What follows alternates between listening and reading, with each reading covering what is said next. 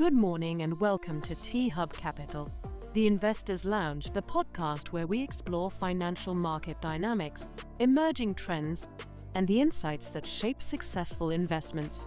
Each week, we'll delve into the strategies and analyses that drive our investment decisions. You'll get an insider's perspective on the factors influencing markets and the potential winners and losers of tomorrow.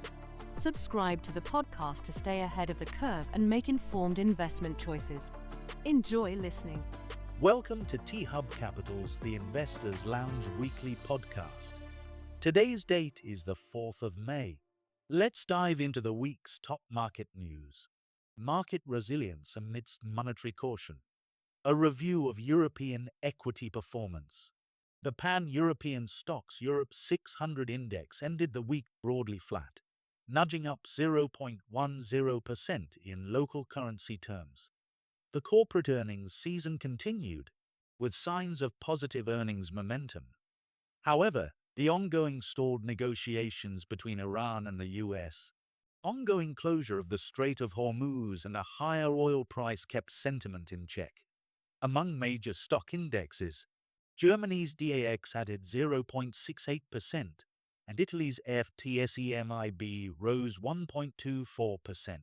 France's CAC 40 index declined 0.53%. The UK's FTSE 100 index was little changed, down 0.04%. Most European markets, with the exception of the London Stock Exchange, were closed for International Workers' Day on Friday. The European Central Bank, ECB, held the deposit rate, its key rate, at 2% at its meeting on Thursday.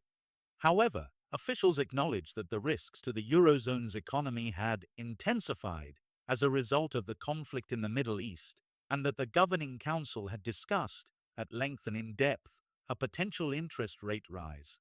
The economic sentiment indicator fell in April to 93.5, its lowest level since November 2020, according to data released by the European Commission. Consumer confidence was particularly weak, while industrial and construction confidence was more resilient. Preliminary data indicated that consumer price inflation in Germany hit 2.9% year-over-year in April, nudging up from the 2.7% recorded in March. This was slightly lower than market expectations of 3% and was largely due to a surge in energy prices. Data released this week showed that the unemployment rate in Spain climbed to 10.83% in the first quarter of 2026, which was markedly higher than expected. More encouragingly, the number of jobless people in the country was lower than the same period in 2025. In the UK, the Bank of England kept its base rate unchanged at 3.75% as expected.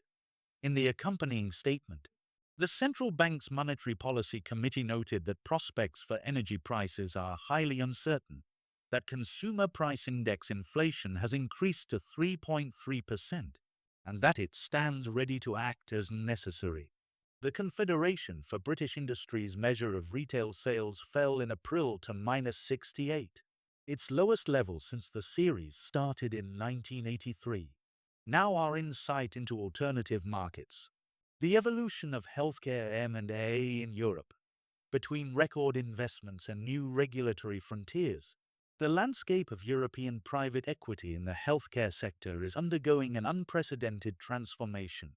While 2025 closed as a record-breaking year, 2026 stands as a watershed moment between an era of opportunistic expansion and one of growth driven by strategic compliance and supranational regulatory harmonization.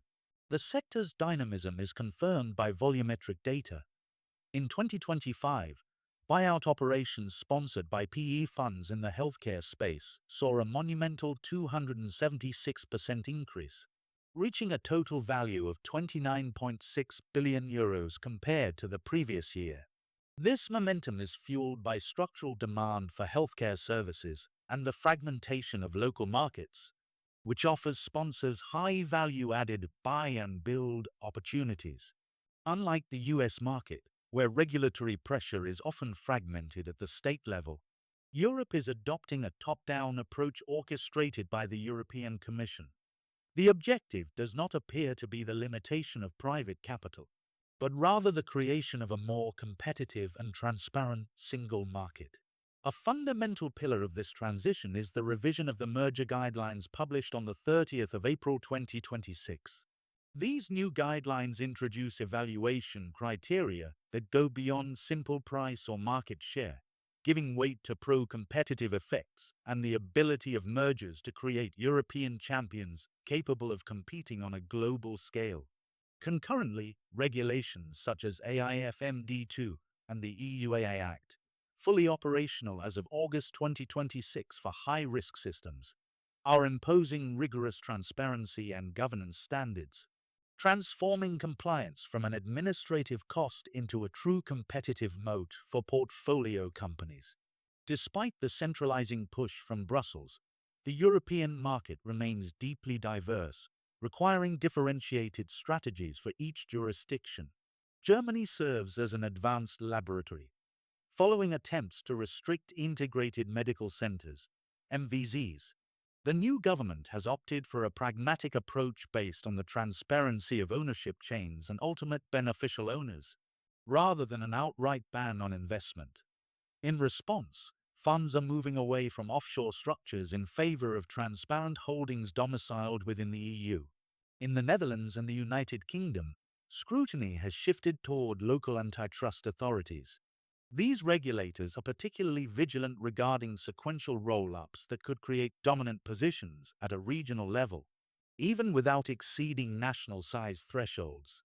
In France, PE strategy is evolving toward increasingly structured clinical governance, utilizing autonomous medical commissions to address growing regulatory focus on quality of care. Conversely, markets like Spain and Italy maintain high attractiveness for the mid-market.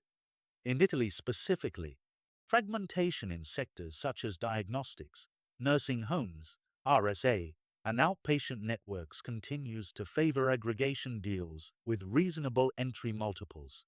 To navigate this context, leading sponsors are adopting innovative operating models. One of the most prevalent is the clear separation between infrastructure, back office, IT, supply chain, wholly owned by the fund, and patient-facing clinical operations, which are often managed in partnership or joint ventures with medical professionals. This structure mitigates regulatory risks regarding clinical governance and aligns incentives between capital and healthcare professionals. Furthermore, capital is shifting toward non-patient-facing providers, such as secondary laboratories, clinical software, and pharmaceutical supply chains, sectors that are inherently less exposed to direct public and regulatory scrutiny. In conclusion, 2026 does not mark a slowdown in healthcare investment, but rather the dawn of a paradigm where the ability to navigate regulatory complexity becomes a fundamental value driver. Investors capable of anticipating EHDS, European Health Data Space, harmonization trends, and structuring ownership chains compliant with new foreign direct investment (FDI) screening regimes will enjoy a decisive competitive advantage in accessing deals and maximizing exit returns. Thank you for listening to this episode of T-Hub Capital, the Investors Lounge podcast. I hope you found this content interesting and inspiring. If you enjoyed this episode, don't forget to subscribe to the podcast so you don't miss a single episode, and share it with your friends and colleagues who might be interested. To learn more about T-Hub Capital and our activities, visit our website, thubcapital.com. You can also follow us on our LinkedIn page. See you soon. All the best from the T-Hub Capital team.